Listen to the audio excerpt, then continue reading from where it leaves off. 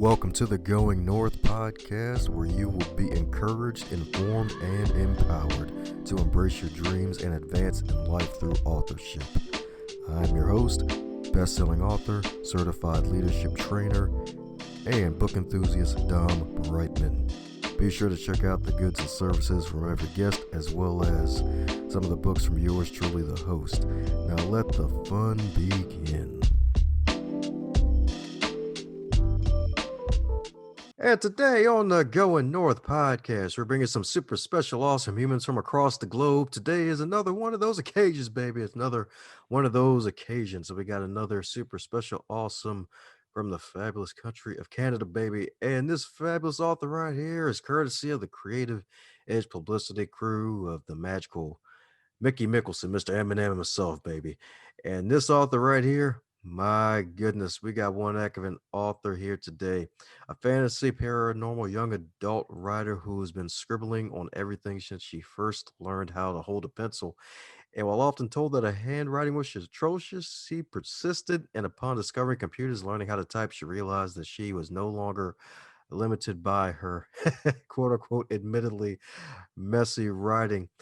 And this fabulous lady right here in October 2017, her love of writing and the characters in the world she created burst in the public view of her first book, Dreams of Darkness, which follows the adventures of a group of girls fighting evil with abilities that this fabulous lady would love to have herself. So let's give it up for the super special, awesome, prolific writer herself, Heather Gooden. How you doing today, ma'am? I'm great. Thanks for having me. Oh, yeah, that's right. She's doing great, y'all. That's right. She's doing great. Woohoo. Oh, as you know, with all introductions are not allowed to be 17 days long, so mind filling in any cavities I may have missed about the Heavenly Heather?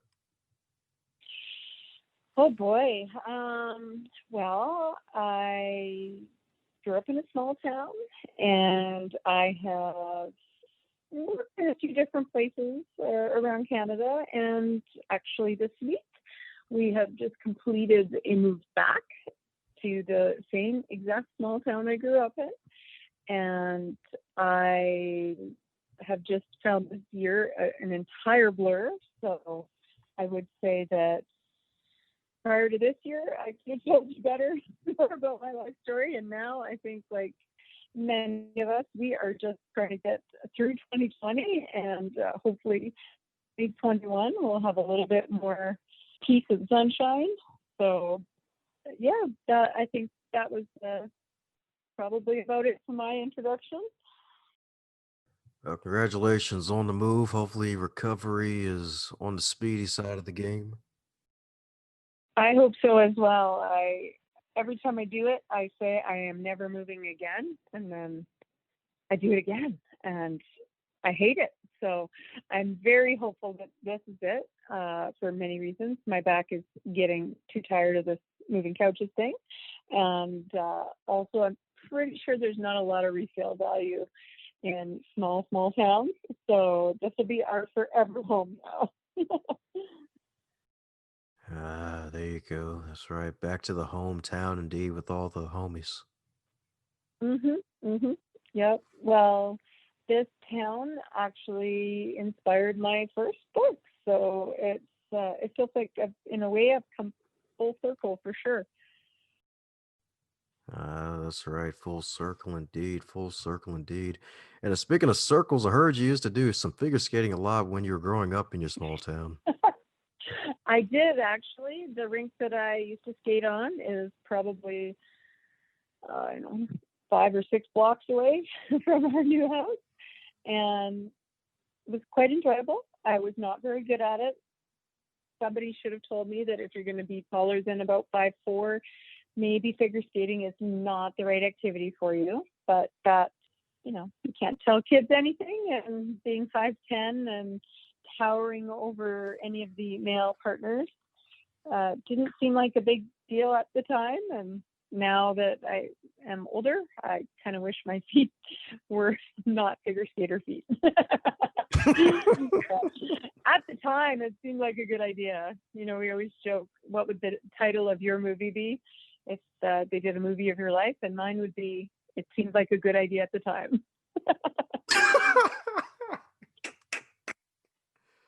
Oh man. Oh, that's funny. Oh man, imagine Yeah, seeing that on an epitaph somewhere. I think there's some really good ones out there. Like I remember there was a list of funny gravestones, and one said, "See, I told you I was sick." That's my favorite. Oh my goodness. Oh my goodness. Well, and speaking of graves and creativity, you got these super special, awesome books in the fantasy realm. And the funny thing about it is, apparently, you have a vivid imagination so much that apparently, I believe your first book was actually because of a dream you had in high school, if I'm not mistaken. Yeah, so I've always had very vivid dreams. I don't know if I would call it like lucid dreaming, which some people talk about, but I mean, when I was a kid, and even to this day, I can remember my dreams when I wake up, but I'll also have recurring dreams where I'll have the same thing happen over and over again. And some dreams I can actually even kind of control what happens. And one very fun dream, I I had a dream when I was in high school about the old hospital in the town that I lived. It isn't there anymore. They have a nice, modern, new, very unscary hospital now. But I used to spend a lot of time at that hospital after figure skating for whatever reason. There might have been x-rays involved a few times. Um, very dark. And I would have these nightmares about the basement at that hospital. And that manifested in my first book when my main character has been in a terrible car accident, and she's in a coma.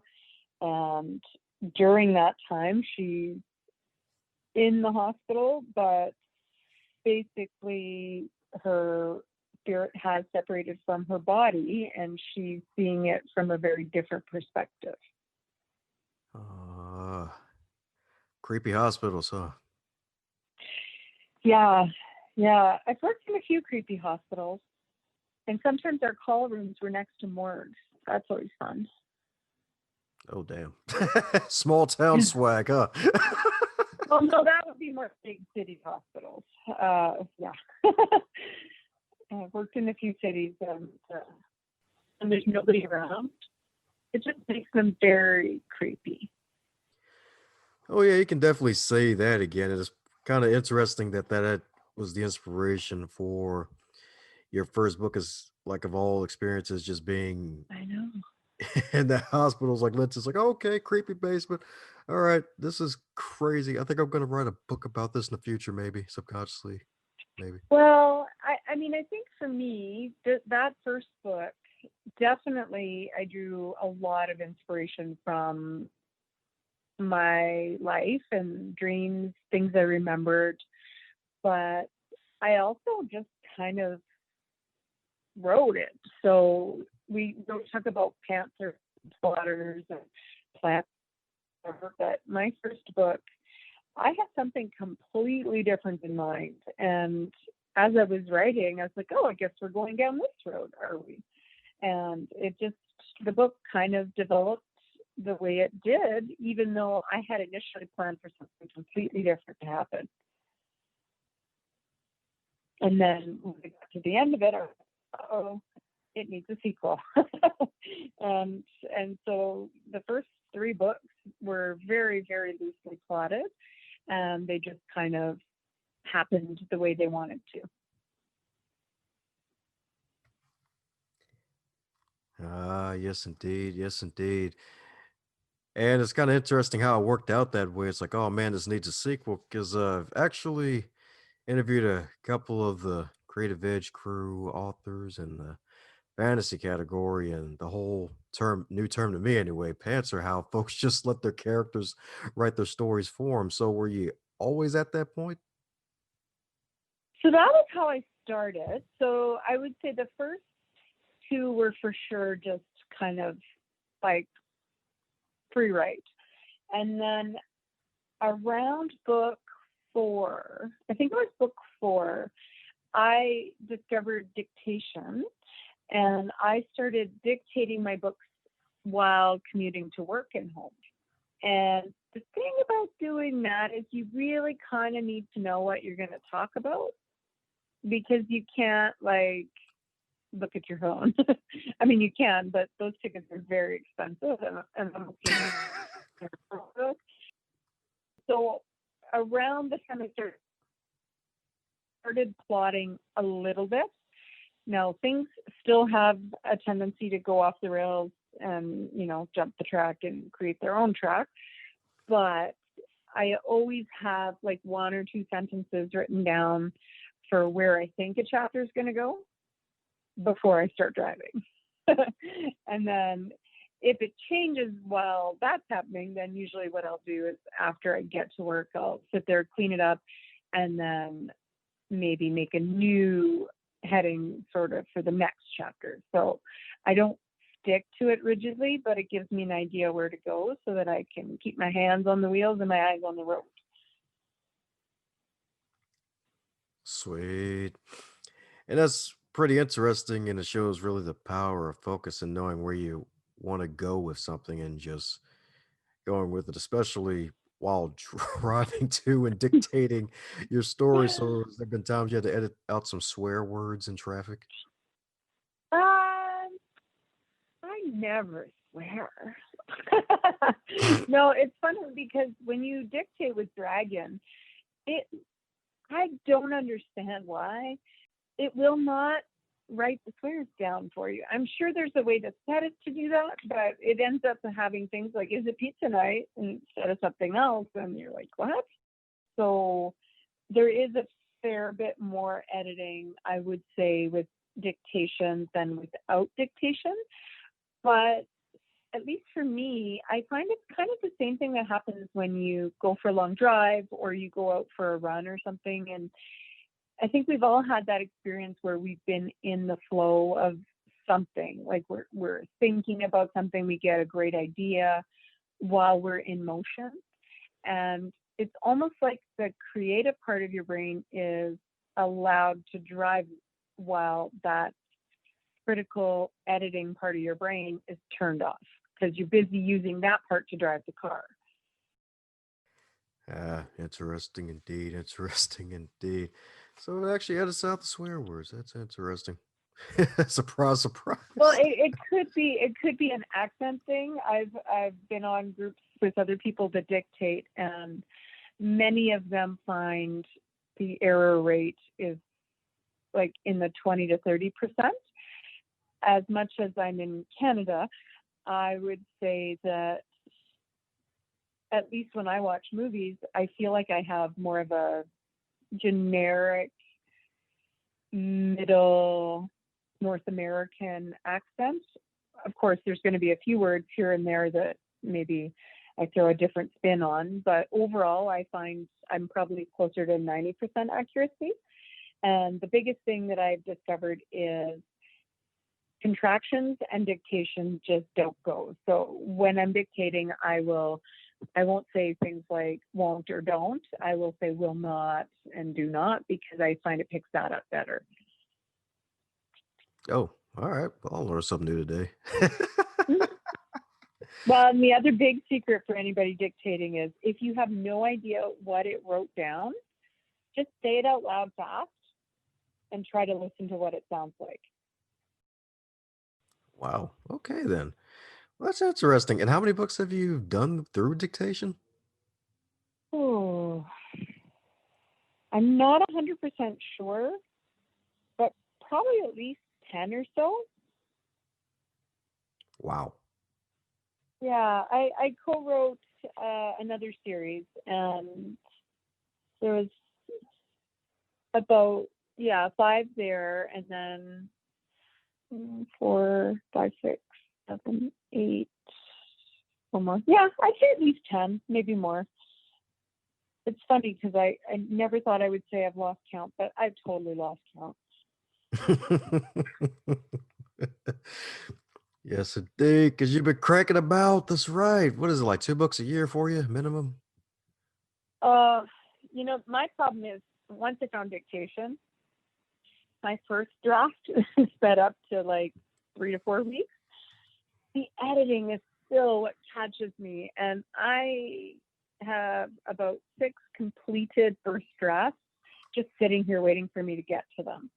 I had planned to have one out in the summer, I think, yeah, around June or July, but COVID has just changed everything in my life. So while my family's been pretty lucky overall, it's just been really hard to put writing at the top when I'm, doing the day job and hoping I don't have to move, which we ended up doing anyway. Uh, so I'm very hopeful that this month I will be able to knock out some of those editing projects since I will not be doing my full-time work until the beginning of December. And then I'm hoping for about 3 or so books for next year. Ah, yes, indeed. Sounds like a plan indeed. That's what I'm talking about. So, so we'll hope for it. What they say, like what happens when you're making other plans, and definitely this has been one of those years. Some of my 10-year goals have been achieved, none of my 3 month goals or 6 months or 12 months. But those long-term goals, they're coming together quite nicely. Hey, that's what I'm talking about. At least that's some reinforcement, some encouragement. It's like, hey, not everything's working, but at least enough is Well, working. you just got to roll with things. And I mean, at the end of the day, there are things that are important.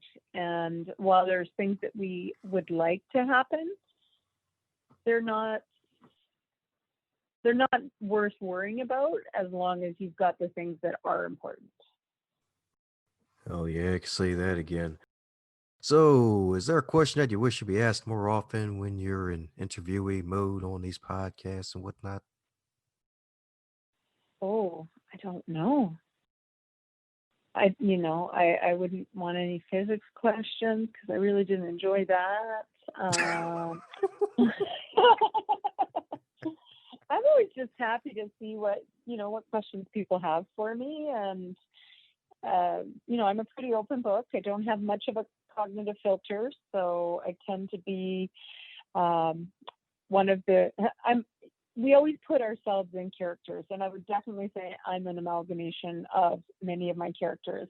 But definitely, I have the flirting issue problem that Vanessa does in my books, and the only difference is she just kind of owns it, and I'm like, oh, I wish I had said that. So that would be the biggest difference there. Well, hey, well, being 5'10", confidence has got to come with it eventually, right? Well, that would be awesome. So, and speaking of being 5'10", you weren't always at this awesome height, especially for a lovely lady who's still young by many standards, despite the body saying no, is the fact that you actually had a Christmas story that you published at the age of 6 before you took that 20-year hiatus. Yes, actually, that was in our local paper. I don't remember if it was like a school Christmas contest or what. I think I was in grade 1, and we had to write some Christmas stories. And full disclosure, there were a couple of other Christmas stories in there. It wasn't just mine. I think maybe three of us. I don't remember much more of it, but it was called Santa's Christmas Nightmare. And apparently I was obsessed with writing about nightmares even back then. So yeah, the grammar was definitely not beyond a grade 1 level. It wasn't, I was not precocious. It was a grade 1 story for sure. So someone loves nightmares. So did Santa run out of cookies or did the elves revolt? Do you remember the nightmare that happened? I believe Santa had a nightmare that he wasn't able to deliver all the toys, and Mrs. Claus woke him up, and he was like, "Oh, it was just a dream. I still have time." So, the things that a grade one kid would worry about for Christmas. Like, where's Santa? Where's my toys? Yeah. Okay, good. All right, good. Well then again, being six, it wasn't exposed to too much crazy stuff yet, so that's good. I don't know. I mean, the movies that was before that PG rating system came in. So some of the movies that I remember really enjoying as a kid, I'm pretty sure they were inappropriate. Like, I think I remember watching Rambo, and I'm like, wait, there was a lot of body count in that movie. Huh. And yeah, we used to tape movies on VHS off the TV. That might be dating myself a little bit there. And one of my favorite was Outrageous Fortune with Bette Midler and Shelley Long. And we loved the final scene where she was doing her ballet moves on, I don't know, where were they? Like, they're in the middle of the desert somewhere, like around El Paso or in Arizona. I don't remember. They were just all dirt and big, like, rocks and stuff. And she was jumping from rock to rock to get away from the bad guy. That's the kind of stuff we watched. And like, we cheered when the guy died. So I don't think we were very good kids. I knew someone was naughty. All right, there we go. Well, writing at a young age and still writing today with multiple books that are published and multiple books to come. So my goodness, like been doing some more internet research and found out the inspiration behind your first book, and that was really just death of not really going to your grave with regrets. So my goodness, so what led to death? Was that from the time you spent in the hospital, or was it something else? Oh, I think it was just sort of everything. Like, I've always loved reading. I've always loved writing, and I grew up on a farm with three brothers, and that was just not a career choice growing up. Like, it was, you wanted to go to university to get away and like get a job, but an art degree and writing, English major, it just didn't seem like it had a lot of job prospects. So, if if life had been a bit different, I would have done that and I would have just been writing straight off. But I think for me, it was, I mean, I've always loved what I do for a living, and I love learning. So I think in terms of my writing, I had to go through all of the other things so that I could write. And then when I finally started again, I was probably 2 a.m. and I was up with a baby. It was the third baby in 3 years, and I was just like, this is all I'm going to do for the rest of my life is look after kids and work, and I'm going to die, and I'm never going to write that book. And so I just, 2 in the morning for the 10-month-old, I was like, that's it, I'm writing a book. And so I did. My first book was, I wrote the first draft in November of 2015. So basically 5 years ago right now, during NaNoWriMo, I wrote my first draft. I finished it on December 10th. I had written the 50,000 words in November, and then I finished it off 10 days after that. And then, I rewrote it, I don't know how many times, like at least 15. And of course, then I needed to write the sequel, and each book just came faster and faster because, for me at least, and I think a lot of authors I've talked to have said the same thing, once you start, the ideas are not generally a problem. It's just the starting, and then it's the doing a little bit all the time. And I think November and NaNoWriMo is probably why I was able to write that first book. I just sat down and did it. And I just pulled together all of those experiences from, being a kid and being at the hospital in the middle of the night, and then working at different hospitals, going to university, seeing that there is really good and evil in the world, and wanting to write my own happy ending. Because, the world can be a pretty challenging place a lot of the time. And I want to write books that the good guys win. And I get to do that. So I think that's probably the best part about writing, is being able to tell a story where good can win over evil. Oh, yeah. That's right. That's right. Super Heather baby in the building, baby. That's what I'm talking about.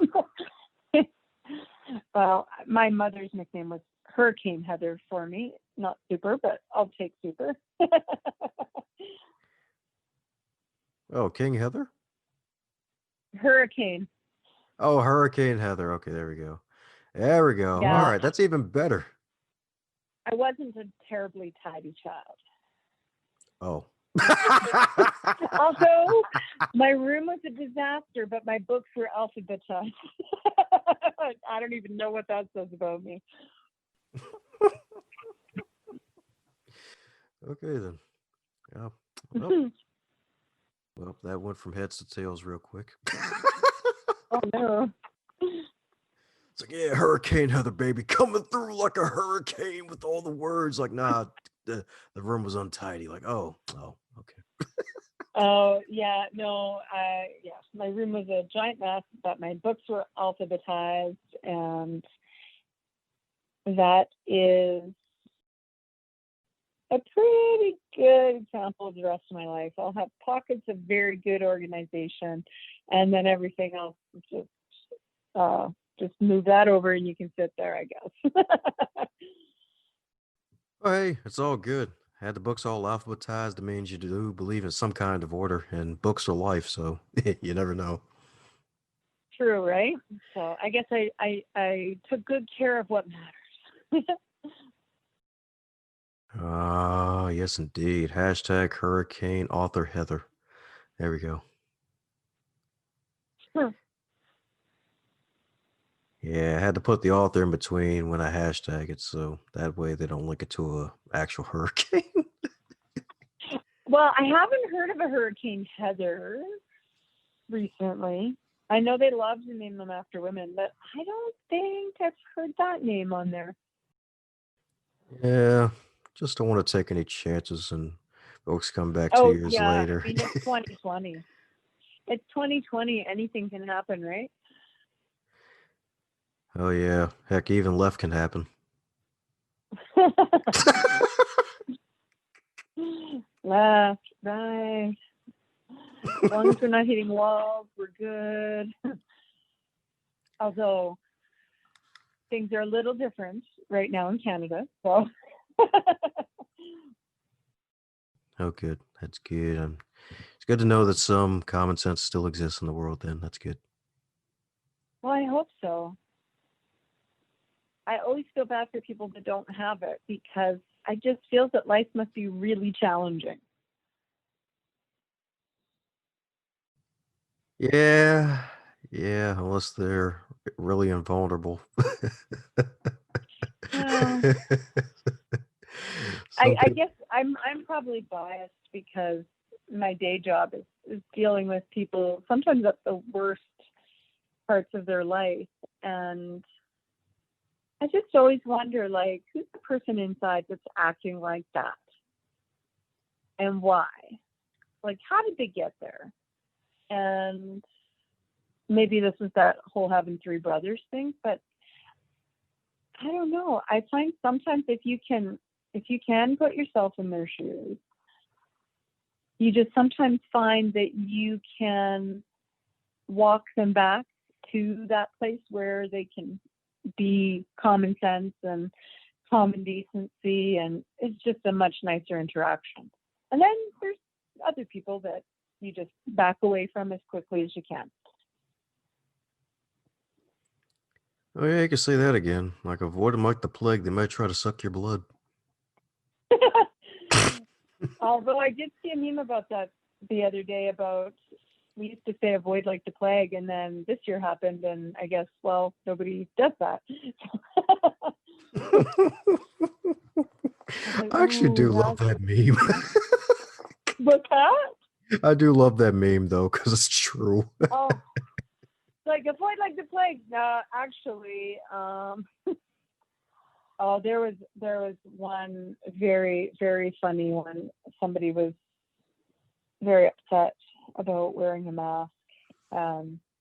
Somebody commented that she was in a fabric store, and they said that the funny thing is she was actually there to buy fabric to make masks. I don't know if it was Oh true, but my I thought that was gosh. awesome.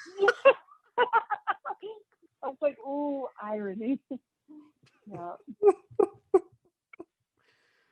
Like, you want to put that in a book somewhere. It's almost like the drug dealer. It's like you don't use your own products. Right? I know. It's like, wait, what? So she wants fabric to make masks, but she won't wear a mask? That's confusing. Oh man, oh man. Woohoo. Well, we're coming down to the magical question that every guest gets to receive, and that is if you were to wake up tomorrow and you were 25 again, but this time in the current year, what advice would you give to yourself? If I was 25, I mean, I'd really like to go back to 15 and tell myself not to figure skate. It's not going to be great for me in the long run. Uh, 25. I'd just say keep my chin up. I don't want to change anything. I wouldn't want to know anything else. I think that maybe the only thing I would say is if I get that feeling that I have to do something or it'll be bad if I don't, to listen to it. Because the only regrets I've ever had in life is when I've had that feeling, whether it's about a person or event or whatever, and I've been like, oh no, it'll be fine. It's totally fine. No, you know what? It's never fine when you have that feeling. And I think a lot of us get those things. Like you meet somebody and they seem really nice, and you're like, yeah, no, I don't like them, even though they're super nice. Because guess what? They probably aren't really nice. I think we just ignore all of those animal senses that, dogs and cats, they know people, they don't like certain people. We still have that. We just ignore that because we're all left brain wanting to use our logic. Sometimes things don't make sense, and that's okay. And just to run with that a little bit more, because I have been very logical, and sometimes that's not the right way. And it's funny because I was probably a lot more logic, left brain when I was 25 than I am now. So that's kind of the reverse, I think, of how most people do it. But there you have it. Ah, yeah, that's right. Keep the chin up, indeed. That's right. But if I had another creative edge person in Hmm. here. Remind me of one of her titles. But over We're opinion creating. flops. Oh man, good times indeed. But yes, indeed. That's right. Yes, indeed. Avoid figure skating even though it's too late and it's that point. But hey, it's all good. It's all good. The It's magic can all, still happen. yeah. And hey, talk about life lessons. I understand pain. And figure skating gave me that. Oh yeah, and 3 children back to back for 3 years. Yeah. Oh, yes. And I discovered that I have that redhead gene that makes the anesthetics not work so good. So that was fun too. Oh. Yeah. It's all good. They say you forget it. I say, no, you don't forget it. You just like you just stuff it down and lock that box, and you just don't think about it. All righty. Well, speaking of going, folks need to head over to all of the good stuff on your site and all of your wonderful wares. So, or should I say, where's the best place for folks to get in contact with you? I can be found pretty much every social media site that I go to under HM Gooden author. I have limited my social media to a couple main venues because otherwise there's just too many. And so for me, that's Instagram, Twitter, and Facebook. And then I also have a web page for myself under HM Gooden author, and got BookBub, Goodreads, Amazon, those sort of more platform sites, all under HM Gooden. Ah, yes, indeed. HM Gooden, indeed. The Hurricane Maiden Gooden, baby. That's what I'm talking about. Oh, definitely want to write a hurricane into a book now. Like the places my mind goes, they're interesting even to me. I basically just write stories so that I can finish what's going on in my head. But as long as people are enjoying it, then I'm happy to keep doing that. The good news about our heads, it's never finished. No, that is so true. Woohoo! Well, there you have it, folks. Following all our social medias, buy some copies of our books. Buy 99 copies each if you want. Give them out to random I'm humans so okay. they can. Yeah, that sounds good. Ah, yeah, in more ways than one, especially since your last name's good. That's also very good. That's And right. here, I thought it would be an easy name to spell, but I have had so many different spellings to that name. It is crazy. Okay, besides IN instead of the EN, is there what's the craziest spelling of this that you've had? Sometimes it just changes so much. I feel like people aren't trying anymore because, good in, good on, gooding, fine. Those are pretty close. But then I've had like Goddard, Godwin. Oh no. Like, I'm just like, what are you even like? Who are you talking to? Like, that's not even the same person. There's been about 10 versions of the name I've seen, and definitely there are some that are trying harder than others. So no one said goddess yet, huh? No, I've had Goodwin though. I'm like, that's okay. I'd rather have a good win than a good lose, I guess. But you know, I love your sense of humor. well, it's in all my books. Although the dad jokes are mostly in my zombie detective book. So I'm a little scared of zombies, so I made them a vegetarian. There is a lot of dad jokes. Yeah. Like the artichoke hearts and stuff like that. Alrighty, well, I know which book I'm picking up first. Alrighty, well, there you have it, folks. Check out Well, it HM. is a fun one for Halloween anyway. So definitely have that one out and about this Halloween. It's a cozy paranormal, you could say. And I Is believe there the hot chocolate tagline too? there's no hot chocolate, but the tagline says, when you wake up 6 feet under, your day can only go up from there.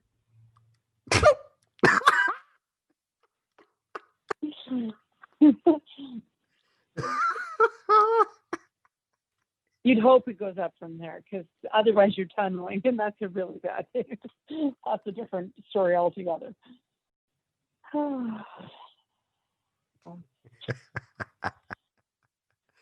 Well, that's going north indeed. Or would that be going south? I mean, I'm north of you, so if I was tunneling, I'd be heading south. How's it going, my friend? I'm glad you made it to the end. That shows that you really enjoyed what you heard and you are an uncommon finisher. Thanks for giving this show a listen. If you really want to help out the show, be sure to subscribe, leave a review, and share this with someone that you care about or someone that needs to hear this message because we want to spread this podcast around like butter on bread if that's your type of thing. And if it's not your type of thing, still spread it around anyway because good stuff needs to be shared with good people like yourself.